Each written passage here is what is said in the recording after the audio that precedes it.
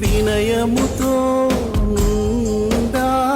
మాకు నేర్పుమయా, కృషి చేసే సేవకుడా మమ్ము మలచుమయా.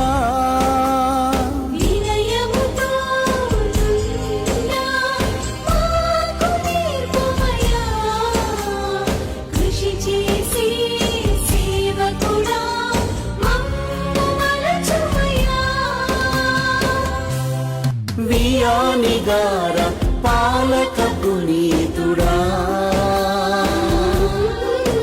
మీకే మా హృదయపూర్వక వందనాలు.